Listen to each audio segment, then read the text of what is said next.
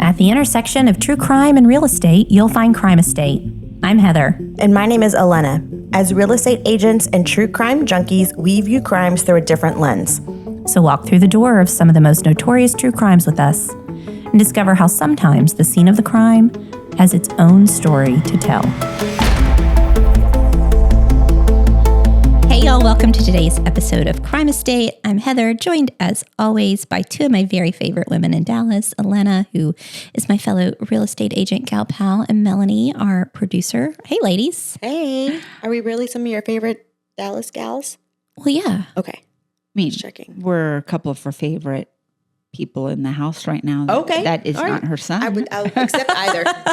Yes, of course. Yeah, so like Heather said, welcome to another episode of Crime Estate, where we explore crimes that happen in homes and how those walls can sometimes carry the weight of tragedies long after. If you like the podcast and want to support us and help us keep the mics on, we'd love for you to buy us a coffee or a cocktail. Just go to our website, crimeestate.com, and click the link to show your support, or go to buymeacoffee.com/crimeestate. Yeah, no, we really appreciate it when people do that. Mm-hmm. It makes our day. And I was recently in New York, and this is going to be my shout out to my friend Dawn, Charlene's husband, who is a fan of the show. I had no idea until he was deep diving and name dropping things. And he told me he had been thinking about how we needed to buy us a coffee. So Dawn, just, calling you out on it, buy us a cocktail. Thank you. You can pause the show right now. Yeah. Yes. I love it. No, Dawn, that's so fun. We hope we get to meet you someday. Yeah, fun. So today we're heading to Alabama and into one of the most infamous and historic houses in the South, the Hardie-Coleman House, often referred to as the Allan Lucy murder house. 201 North Street, Uniontown, Alabama, is a stately neoclassical revival home built in 1918. Neoclassical revival homes were grand symmetrical homes inspired by the 1893 Chicago World's Fair. Key features of this style home are massive full-height or two-story front porches with second-story balconies supported by classical columns, pedimented gables, symmetrical window placement, and a center door. Okay, that was a lot of words. It's a lot of words. That's a lot of tongue twister. It's a lot of tongue twisters. Big words. What is a pedimented? So that's a great question. And it's not one we get to use a lot here in Dallas. We don't have a lot of these type homes. But a pedimented gable is like this architectural element, essentially. In simple terms, it's a decorative triangle-shaped roof feature that can be found above doors, windows, or front porches. So in this house, it's at the roof line and it's supported by those massive columns. Right. Yes. Thank you, Heather. You're welcome. That style home is really, really gorgeous. They look so grand and important.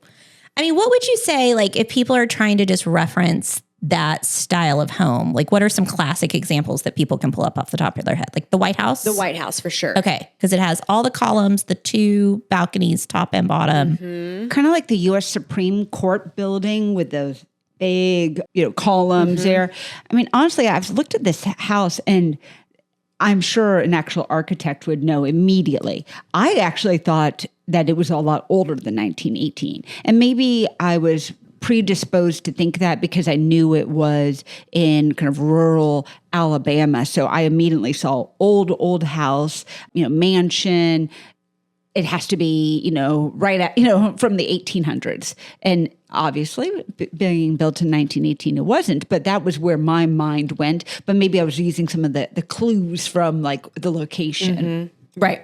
Yeah, totally. So the Hardie-Coleman House was big, roughly 4,000 square feet with a gabled portico supported by four enormous fluted columns. It featured French doors, double-leaf entries, and rows of traditional double-hung windows. It was named for the first two families who owned the home. John Hardie was a farmer, and in 1914, he married Mary Knight. The couple bought a patch of land in Uniontown and had the home built. Wow. So they bought the land and built the house themselves with no endowment from dear old dad. It doesn't happen often. No, it doesn't. Usually daddy buys the house And or we're buys the real land. bitter about that. Yeah. Every time. It really is a pattern. How often these beautiful old homes were gifted outright. Also, can I say, it's interesting to me how names stick with homes. Mm-hmm. And I've had a couple of sales recently where people are like, oh, you sold the old Smith house or whatever. And I'm like, well, it's not the Smith house anymore. It's the Joneses house now. Yeah. But probably for the next 10 years in the neighborhood, it's going to be the old Smith house. Right. Oh, You know, Do you know what your homes would be called if just the previous owner had owned it and we called it that like they do? well, Jacques and Odile owned this house. Okay. And they were French. And they were lovely. Odile Yeah. house. I like that. I feel like we could have like the French house or something, something romantic there. The people that we bought our house from, and we've lived there almost 15 years now. All of a sudden, I recently started getting Harper's Bazaar magazine addressed to them. Like, it was the randomest thing. 15 years of me owning this house, I'm getting kind of a random woman's magazine addressed to the husband. Weird. Very weird. What would your house be? Bayer. Beyer. Okay. The Bayer Do you think house. that's who wrote the letter to you? I don't think so. If you're just tuning in, Elena got a really creepy letter, last year and a half No, it was ago? it was before the podcast, I think. Yeah. Was it before the podcast now? Actually, no, I don't think it was before. I don't think it we had was. just started the podcast. Yeah, so you get this creepy letter and they're essentially telling you to not dig in the backyard Yes. No plants. and to not move like some lockers or lockers something that were in the there. hallway. It was Been creepy. removed. Have long been removed. Yeah. It was super creepy. I still haven't figured it out. Postmark We from need to Denver, see if we can Colorado. find that photo and drop it in the socials for this Okay. episode All because right. that was fun. All right. All right. Sorry. I sort of got us off topic. No, I love it. apologize. I love it. So, but Mel, right. The best I can tell, they bought the home and the land by themselves with no gift from dad. But unfortunately, John Hardie died at the age of 48 after only a few months of living in the home. Mary remarried, and her new husband and a son that she and John shared continued to live in the home until 1924 when it was sold to the Coleman family for $5,500. So $5,500 in 1924 is equivalent in purchasing power to approximately $104,250 today. Okay. So let me think about that for a minute. This was on some land too, right? And it's a 4,000 square foot house. I bet if we just did a little Googling, you could not buy a nice 4,000 square foot house on land in Alabama for $104,000. In Uniontown, Alabama. So, we didn't really set the stage about where Uniontown, Alabama is. This is a rural town in kind of like mid-central western Alabama. This is not near any city area. And I think in the 1800s, it was more robust due to the farming community, but it has suffered in the 19th century and continues to suffer in the 20th. Okay, yeah, you're probably right. I'm doing a little quick Googling. Well, I don't think there's much for sale in Uniontown. I don't think there's much of anything. I'm finding a 1-bedroom, 1-bath, 747 square feet. Yikes. That is on 2 lots for $45,000. So I stand corrected. Yeah. Wow. Yes, That's a great price. If you want to be in Uniontown. that's right. I think we'll circle around to this later on at the end of the show. Okay, got it. So Robert Coleman, the manager of a general store in the community, lived in the home with his wife Annie and son Robert Jr. Because of Coleman's social standing, the home gained popularity, even gaining a mention in the society pages. Ooh. The Colemans hosted many parties and the weddings of several family members during their time owning the home. Unfortunately, Robert Coleman passed away in the home on Christmas Day, 1939, at the age of 67. Annie Coleman continued to live in the home until her passing in a Uniontown hospital at the age of 91 in 1981. Oh, wow. So she lived there a really long time. Yes. Wow. By the time Annie died, the town had fallen into decline, and many of the homes and properties had fallen into disrepair, including 201 North Street. Okay, so there we go. We were just setting You're just you like circling up. around We're it. just Yeah. setting you up. I have to say, when you were talking about names earlier, is anyone surprised that the name of this town in the deep Alabama South is named Uniontown? Oh, that is about that. interesting. I didn't think about that. I actually read, because I was so weirded out by that. It used to be originally in the 1830s was like Woodsville, named after a family. And then that in 1861, they named it Uniontown after like a town name like Uniontown, Maryland. I mean, but it's just very odd. Yeah. That that's the name that they came up in the deep South. Right. I don't know. I just thought that was weird. You're right. You would think anything union related would have negative connotations in the South at this time. Yeah. Right. Yeah. Right. And what I had read, and just to give you a little bit about kind of the area of Alabama, and this was, and catch me if you're about to say this, but this is the Black Belt area of Alabama, which Black Belt is known for the deep, dark dirt. And this was where a lot of these actually truly antebellum homes and farming community and all the racial issues of that time period stemmed from, because these were large cattle and farming properties. Would they have grown cotton there? Or is that too far? Okay. No, I think absolutely. I did read about that. And so they actually wasn't like the town itself for a long time, Unionsville. There was only a few stores there because people lived outside of town on their, extended properties. And that it was only over time and the railroads, because, everything comes around with the railroads in the growth of America, that sometimes people built these large homes in town as they started to have businesses, but also apparently some of the farmers, the obviously wealthy farmers, they were able to build property in town sort of as their weekend home when they wanted to be socializing, and then they might have their more rural, an hour or so outside of town. But so the homes that were in this town really were built around the surrounding agricultural community. Mm-hmm. Yeah. But that makes sense. But, as we've moved right now to 1981, I'm always, sad to see when communities die. Have you ever driven through some of these small towns and then you see this like large kind of old mansion and you're like, I wonder what the story is there. I feel like this is probably one of those. Yeah. Well, and that's a perfect setup, Mel, for what we're about to talk about too. Most of the reasons cited for this decline was not due to one single event, but several contributing factors, which is what you were just saying. So I'm going to list kind of the most often noted. So the collapse of the agricultural economy, basically the mechanization of farming drastically reduced labor demand, and younger residents migrated to urban centers for industrial jobs. Uniontown did not experience that large-scale industrial recruitment to offset those losses. And so as agricultural employment shrank, there were limited replacement industries in the county. Population loss was often cited factor because when a community's population declines, it reduces property value, local tax base, commercial investment, and school funding. Unfortunately, Uniontown did not benefit from things such as major university expansion, healthcare industry growth, corporate relocation, and interstate corridor development that other big cities of this time were able to take advantage of. And so its economic base remained narrow. Yeah, I should say I listened to this one podcast, Dark House, that was mentioning, and they were really cool podcasts. They were mentioning a little bit about this area, and they had interviewed an actual resident or someone who had grown up in that town.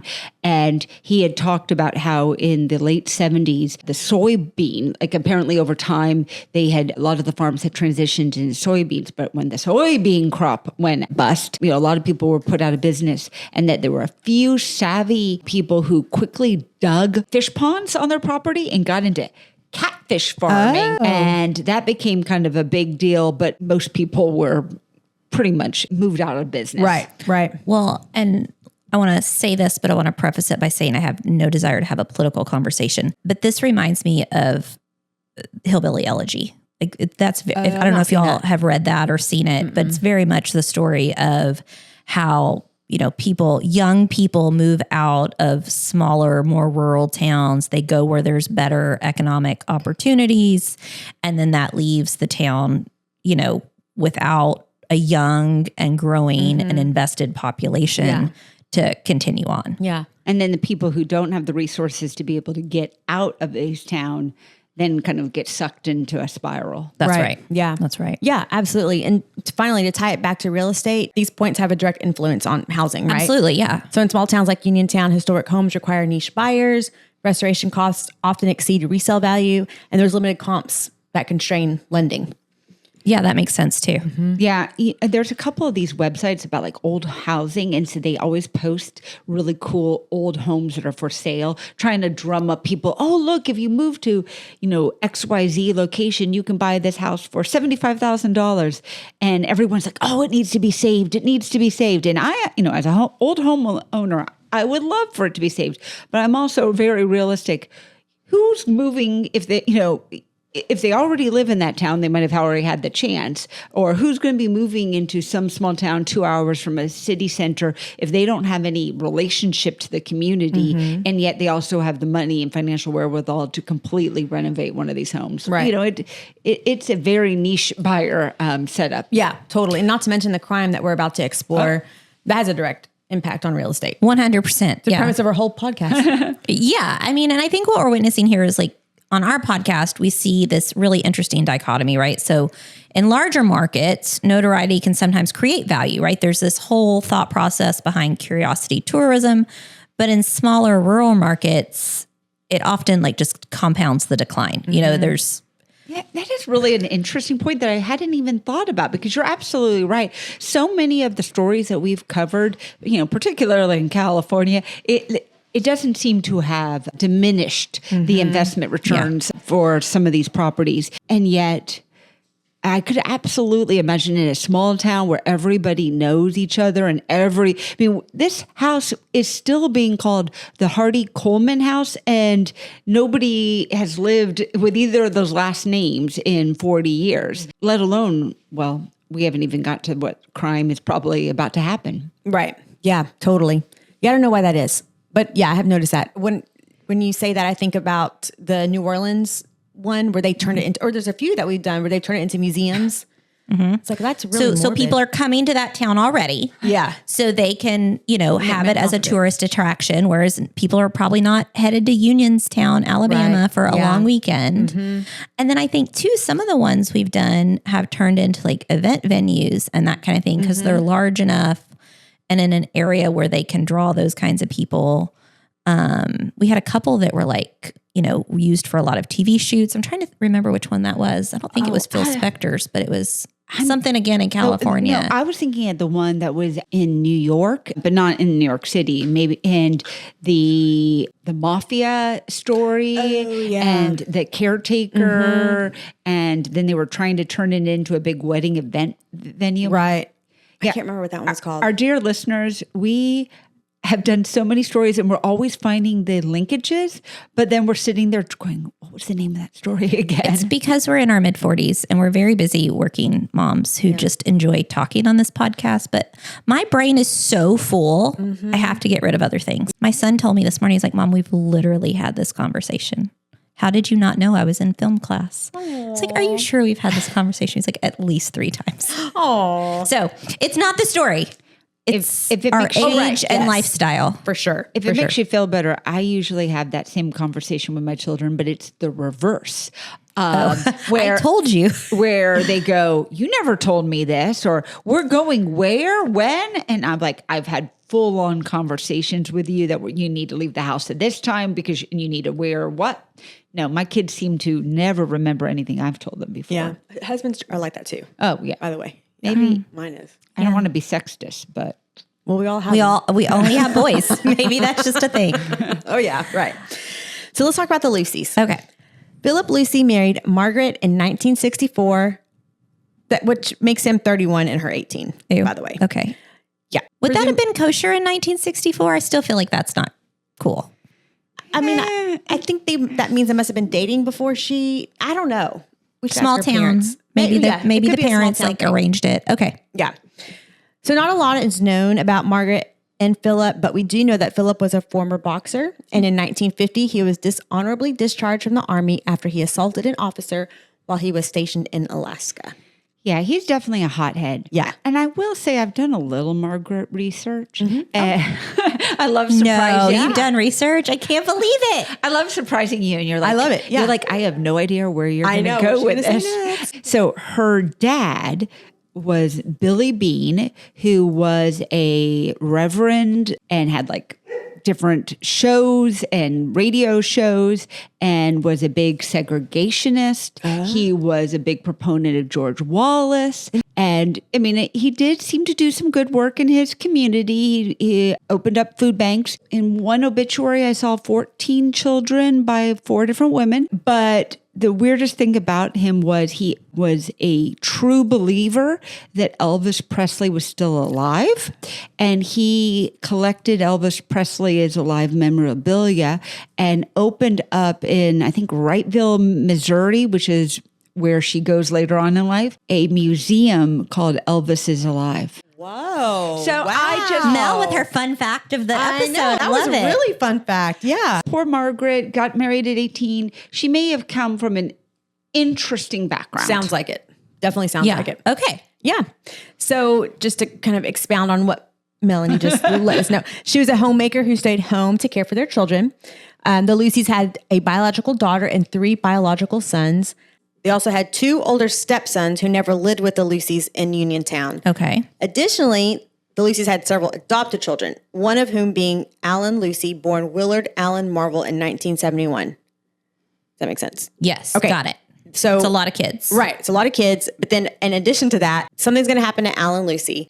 After that, they adopt 2 more children. Or I think they biologically had 2 more children. Oh, sorry. My bad. They biologically had 2 more children. It's confusing. It's really confusing. And I actually did try and research this, and it was hard. And I got to imagine, a lot of these kids, I think there's some spaces in years between them. Mm-hmm. And I think a lot of these kids got out of Dodge as soon as they could, so that they didn't all overlap during the same time period, if that makes sense. Right. And I would also say, because of the events of the story, there's not a lot of people raising their hands to try and say this is their lineage. Right. Exactly. Okay. So I don't know this story yet. So I'm like, okay, let's hear it. So Allan entered the foster system when he was 7 years old after his parents, Willard D. Marvel and Ardella May Nargon, I think. Somebody will tell us when we're wrong. Divorced. According to his mother's second husband, Ardella began working 2 jobs, and so Allan was often left in the care of his 19-year-old sibling. Because of this, again, according to Ardella's second husband, Willard alerted Child Protective Services, and on his birthday, June 8th, 1978, Allan was removed from her custody and placed in the foster care with Philip and Margaret Lucy. Okay, so that I'm following. His dad, Ardella's ex-husband, called Child Protective Services and said, my ex-wife is working 2 jobs to support our child and leaving him with his 19-year-old brother, and he should be in foster care. I feel like he didn't probably present it that way, but something along those lines. Okay. That's how I'm summing it up. I'm like, why can't he go live with you, Dad? And Exactly. Yes. And this was actually in Florida. So that's these people moved around. I'm going to be honest with you. Yes, the Lucy's, because I got to imagine they must have been in Florida at this time period, because all of this occurred in Florida. And honestly, I read some really lovely things, and I'm sure there's more, 2 sides to every story. Interviews with Ardella later on, that she went and tried to get a lawyer, but the lawyer said she didn't have enough money. She wouldn't be able to fight this. And the Florida Child Protective Services at that time did not prioritize reunification. Right. Well, that's sad. It's very sad. Super vindictive of the dad, in my opinion. But Right. So Allan had a tough go of it once he settled into Uniontown. The kids took to teasing him and calling him Frog Eyes. I'm not really sure why I don't know why they called him that. okay. Well, kids are mean. Kids are mean, yeah. And home life with the Lucys was not happy either. In 1984, Allan was spotted with welts and bruises and reportedly told that he was tired of being punished at home all the time and warned that he was going to run away. To make this sadder, it was the police chief that he had confided in. Chief Hester talked him out of it and urged him to return home. When Hester confronted Philip about it, Philip told him that Margaret took the switch to him upon finding him fighting with his brother. In May 1985, Allan disappeared from Uniontown. Interestingly, though, this is how the town found out that he was adopted. Margaret began to tell people that he had run away to find his birth parents in Florida. So they weren't living there. They moved to town. This is just the family that's moved in. Right. They just all assumed he was their biological child. Okay, that makes sense. Exactly. And this became the widely accepted theory, despite the fact that Allan's brother, Jason, to whom he was extremely close to, told people that his father had killed him, saying that he had witnessed an argument between the two that resulted in Philip striking Allan in the head, rendering him unconscious. Jason went on to explain that later that same day, he saw his father covered in dirt and carrying a shovel. It was noted in several articles that Jason recounted this story to friends, classmates, neighbors, but he was not believed. So a child literally said, my brother was hit and buried, and no one followed up. And this kid, like, we think he's like somewhere between 8 and 15. No, like, yeah, he's not a 2-year-old telling this story. No. He was like 11 or 12. I mean, I'm trying to give some patience here. You have to remember that this is tiny Alabama in the 1980s, no less. Apparently, this town was so small that there was 2 police officers, and they only worked the day shift. I mean, you're out of luck if you have any crime at night. And I think we have seen a million times that any 80s stories, probably 70s as well, there was no way to trace the legitimacy of a runaway claim, that people really wanted to believe that there were more runaways, child runaways happening than I think in reality. Like, I think it's like in the urban legend, not to say that runaways don't occur, but it seems like everyone's first reaction, don't you think, was to think somebody was a runaway? I agree. Yeah, and the milk cartons. Do you remember the milk cartons missing, and it had the... Well, apparently, did you see that he was on milk cartons for a long time? Oh, yeah. Yeah. They had Allan Lucy stuff on milk cartons for a while. Wow. Reportedly, a search warrant of the property was requested, but was never approved by the DA. So 4 months after the disappearance, Margaret gave a statement to the Selma Times-Journal that Allan's disappearance had taken a great toll on Jason, and that she herself was devastated by this. She stated that she was searching for a support group for parents of missing children, and that every phone call the family received provided a glimmer of hope that there was news about her missing child.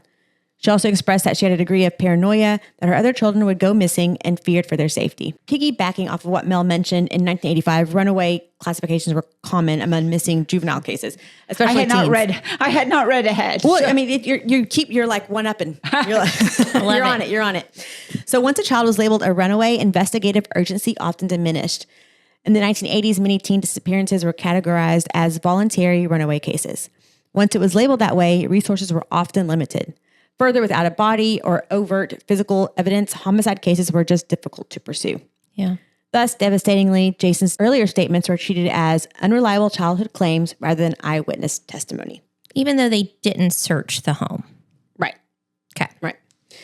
In January of 1989, the Lucys bought a $119,000 insurance policy. Then, not so coincidentally, a fire erupted at 201 North Street, damaging the front of the house.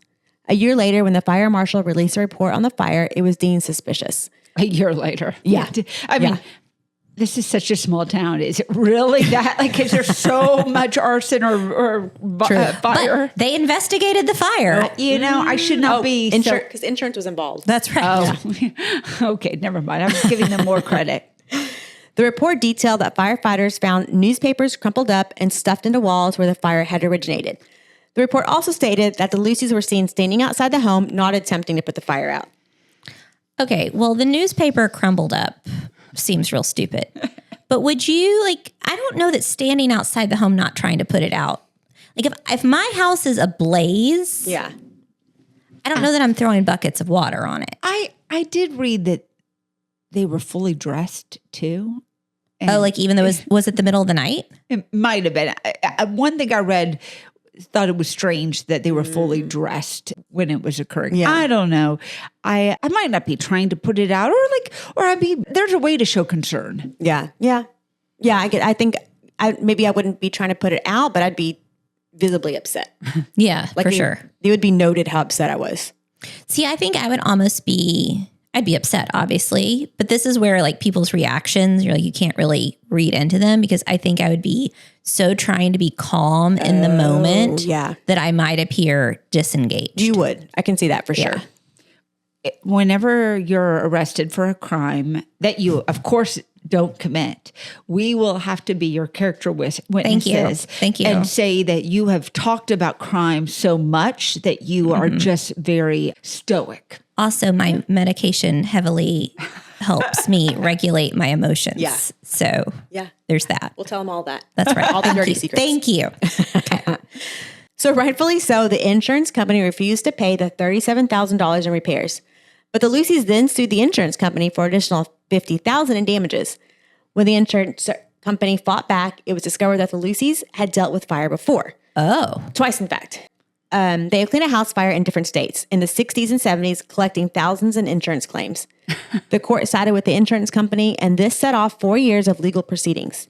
In June of 1993, the state Supreme Court shot down their appeals and finally put that fire out. See what I did there? I do see what you did there. So clever. Thank you. Very Okay, so maybe this is why they were in Florida and then they came to random Uniontown, And it Alabama. happened in 2 different states. Yeah. So this might have been like a thing for them.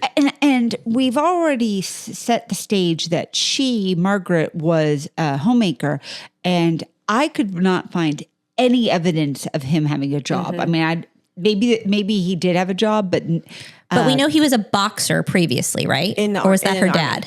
No, That it was him Okay. and he was in the Army. Okay. And so, I don't know. It's just all very odd right there that maybe that's how they're funding. We moved to really cheap places and we can live a long time on our savings. Yeah. I don't know. Yeah. Well, that's a good point too, because he was dishonorably discharged. So I guess they don't get any kind of benefit, I would assume. I would think not if you're dishonorably discharged. Again, somebody will tell us if we're wrong. Right, for sure. But Definitely. that feels right to me. Yeah. So around this time, the Lucys decided to sell the Hardie-Coleman House 4 years after the fire. In October of 1993, Kelly Kirby bought the home for $55,000. The home was in pretty bad shape when he purchased it, but with the help of a few friends, he set out to restore and renovate the beautiful old home. Oh, great. Thanks, Kelly. Now, here's another weird thing. Kelly Kirby is from Washington State.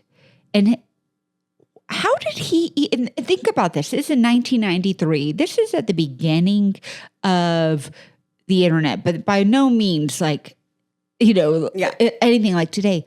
How did this guy in Washington State learn about this very random house that he's going to buy? I don't know. It's weird to me. There's a lot of weird, and then who owns it? Oh, there's a lot of like weird things that I feel like if it were more well known, would probably have conspiracy theory posts all over the place. I was looking on Reddit trying to see that people had mentioned this, but people weren't deep diving into things that I wanted to deep dive. Yeah. I wanted to know, well, I don't want to spoil that really weird thing that we're going to talk about. But I'm like, how did this random guy in Washington State decide to buy this house? Well, let's start the Reddit board. Oh, maybe we can come on, Reddit warriors, keyboard warriors, please help us. So I'm sorry, I'm laughing because Mel runs our Reddit, which we're not super active on. No.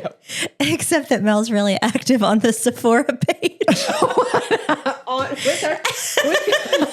think she thought it was her personal one. So when I log into our email, it's like Sephora on Reddit. That's hilarious. I'm also somewhat active on the UT admissions page. So if you want to know So that's why Justin got accepted. So if you want to know all the trials and tribulations about getting your kid accepted to UT Austin, I'm also on that Reddit. I love it. Okay, sorry. I got tickled about that for something. Okay, let's go back to Kirby and buying this house.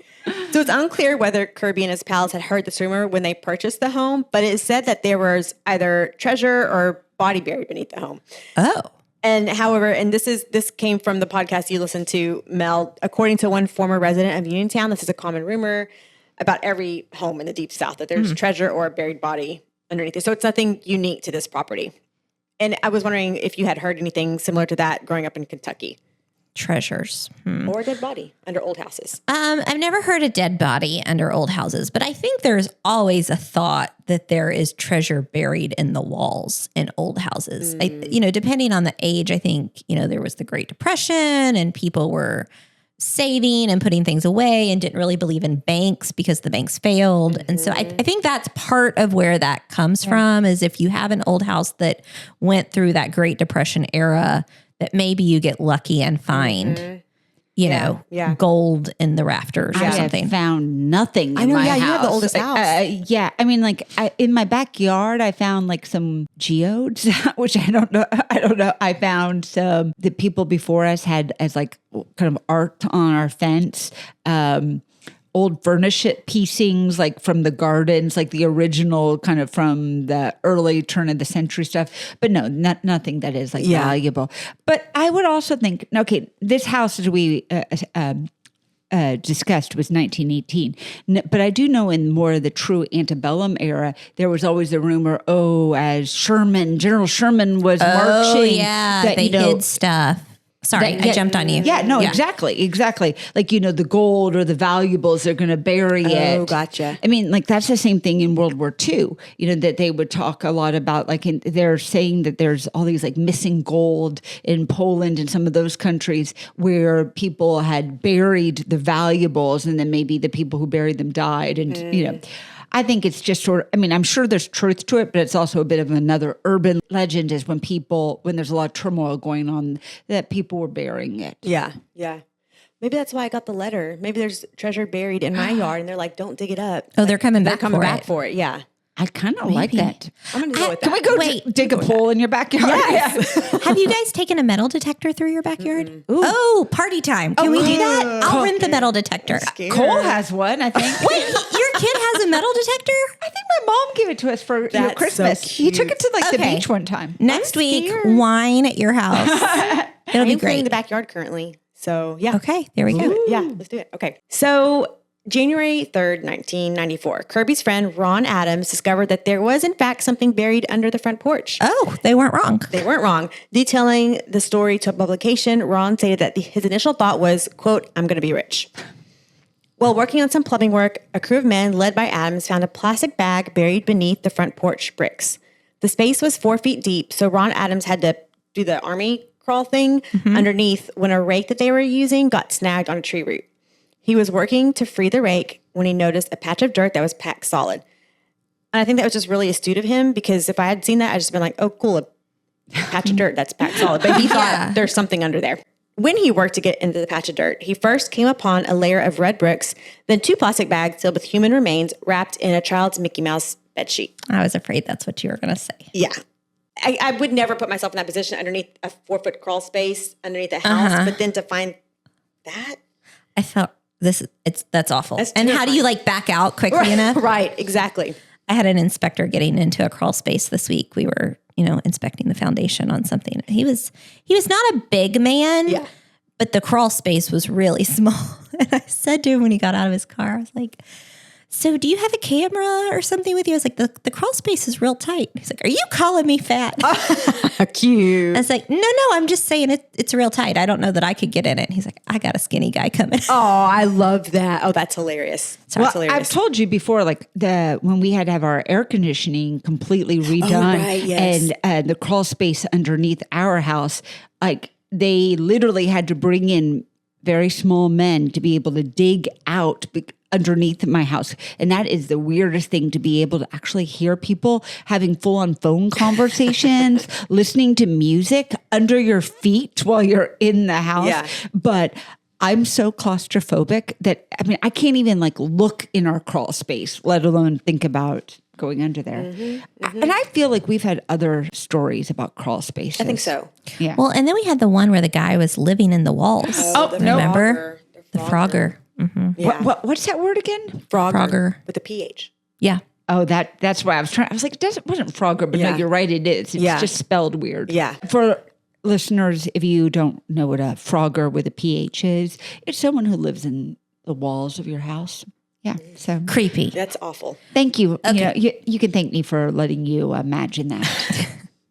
All right. So he's crawling under the front porch or whatever. He finds this body and he hightails it out from under the porch. And then what happens? Right. So they call the police. Oh, smart. Okay, good. Yep. Shortly thereafter, Chief Hester and his sole deputy, sheriff's county officials, and agents from the Alabama Bureau of Investigation gathered at the home. They're all like, we got a real crime here. I know. It's beyond us too. Okay, come on, let's go.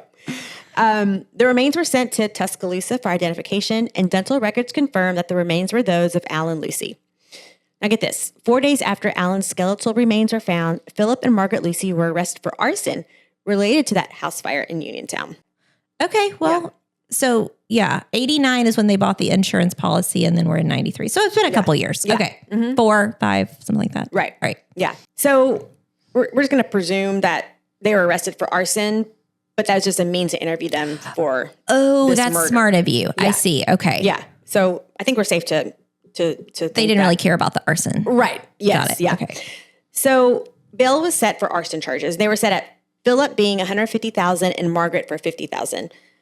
Stating that they would have separate court cases and that there was some varying degree of culpability. So if we are on those lines that they were arrested to be interviewed for the murder, that could be the difference in the bail too. They must have suspected that Philip actually did the act of murdering Allan Lucy, and Margaret was just, unfortunately, there in the line of fire, so to speak. Well, I mean, that's what Jason told him had happened. Right. Yeah. But presuming that she didn't know any of that. Yeah. So Margaret was released after their joint attorney negotiated her bail to $15,000. Okay. Now, interestingly, Kelly Kirby, the owner of the Hardie-Coleman home, and friend Roy Bowman had moved in with the Lucy family prior to actually closing on and owning the home. Wait. Bad idea. It was a really bad idea. Stop. Never, ever, ever, ever, ever. Why?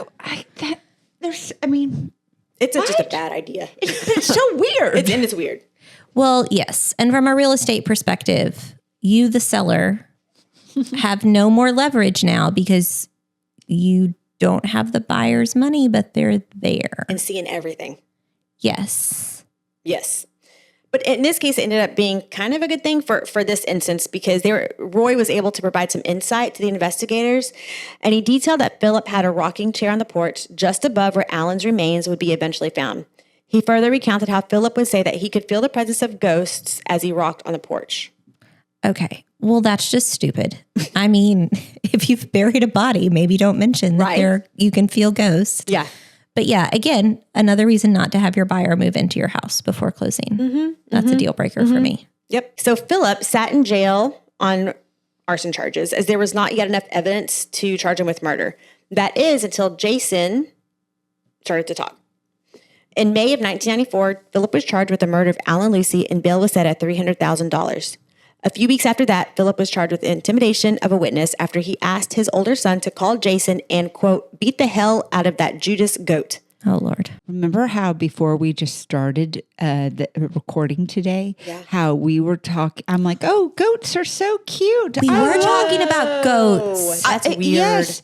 And I was like, oh, I want to go take my mom to play with baby goats. And you were like, no, goats are like the devil. Yeah. Ooh, weird. Do you think that this was like subtly like in the back of your head? And well, normally probably, but I had just had this conversation with someone previously. Well, should we tell the Dallas goats? Yeah, tell about the Dallas goats. Okay, well, goats. there's goats in Dallas right now. So everybody's talking about goats in East Dallas because they're there to eat some invasive species. Right. White Rock Lake is like a nature preserved area, and so the goats are there to take care of that we're not taking care of. So there's been a lot of goat talk in Dallas in the last couple of days. Yeah. So, but yes, I don't know. I'm just saying that's kind of weird that you have the word goat in here and with you Judas. Thought there was like a connotation in your mind between goats and devils. Yes. And Mel and I, we've never heard that before. 100%. So we were trying to figure out if that's just something from your heritage, from your background, but because I'm like, I do not have that negative goat connotation that you do. Well, I feel like this could be another poll on the Spotify. Oh yeah, okay. So do you think goats are the devil? Yeah. Or do you think they're really cute and want to go do goat yoga with them, like me? That's right. Okay.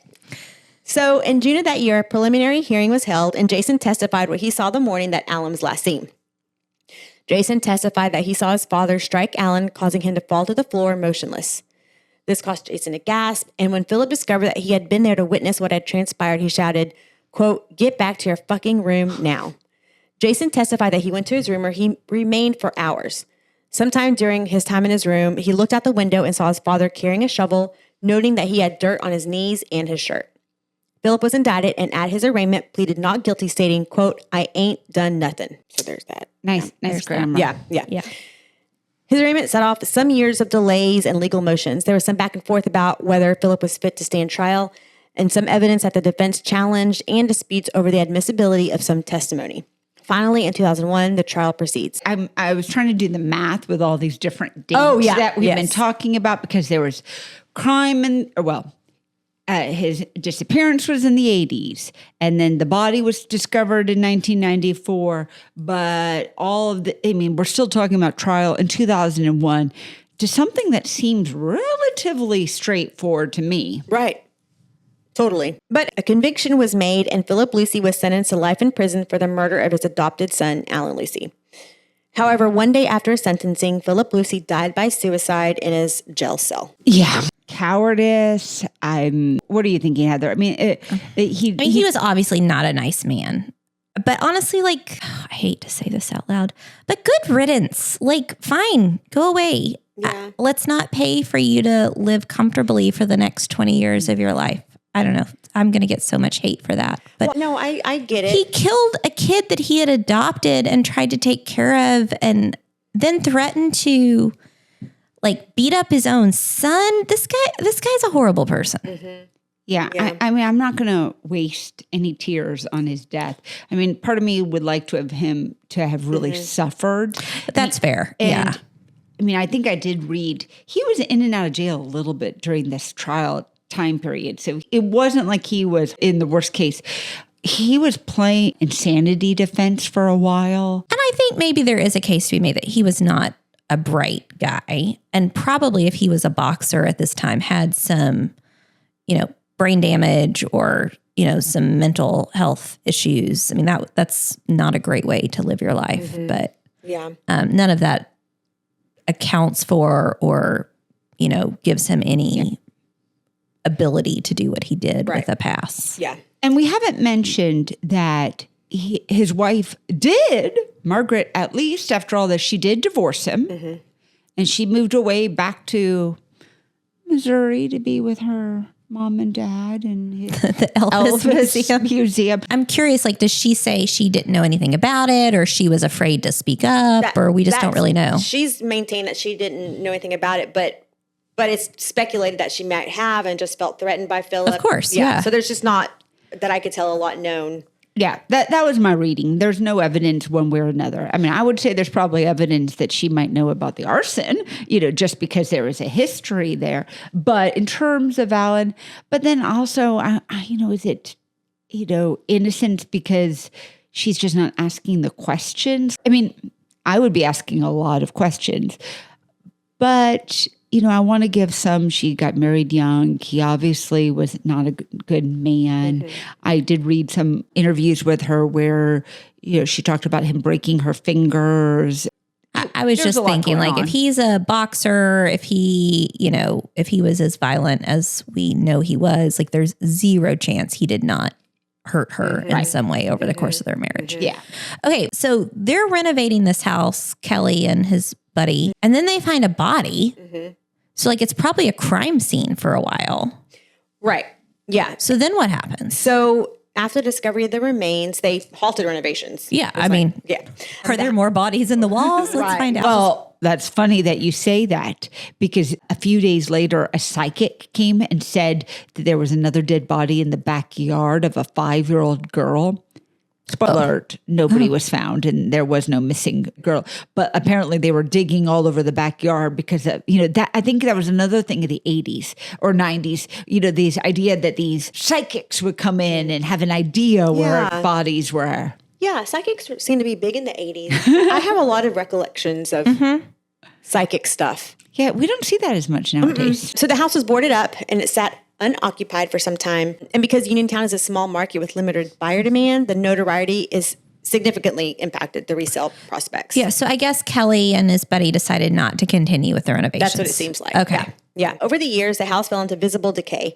Columns and exterior elements showed wear, and the grounds became overgrown. It developed a reputation locally as the Allan Lucy murder house.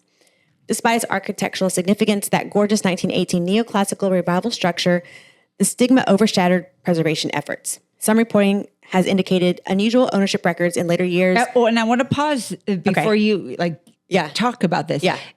One thing I thought was weird was in the early 2000s, the house was put on the National Register of Historic Places.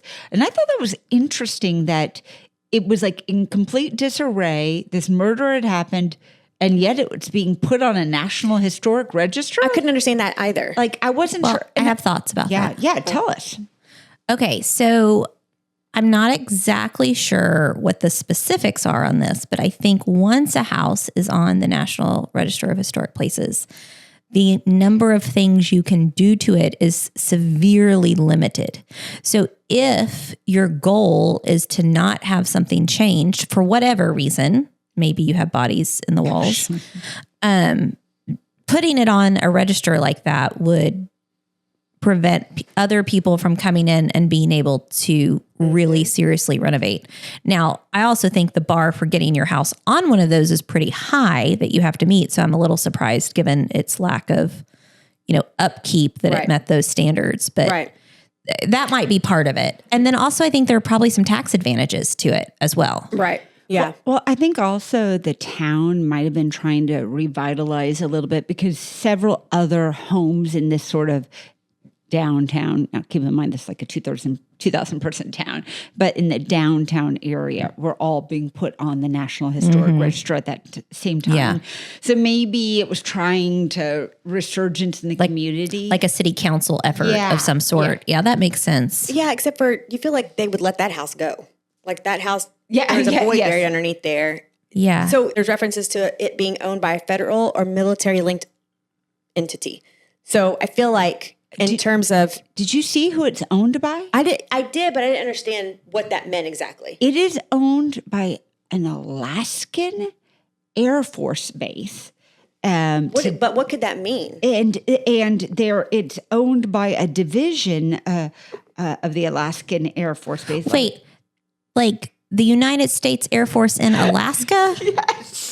Yes. So in terms of what you were saying, it takes a lot of hurdles to get on that registry. I mean, if it's the government who owns it, they could jump some. Why do they want this house in Uniontown? That's a conspiracy theory part I wish people were talking about. And why the Alaskan Air Force? Okay. Yes. Let's pause. Oh, Reddit. We need all the Reddit answers.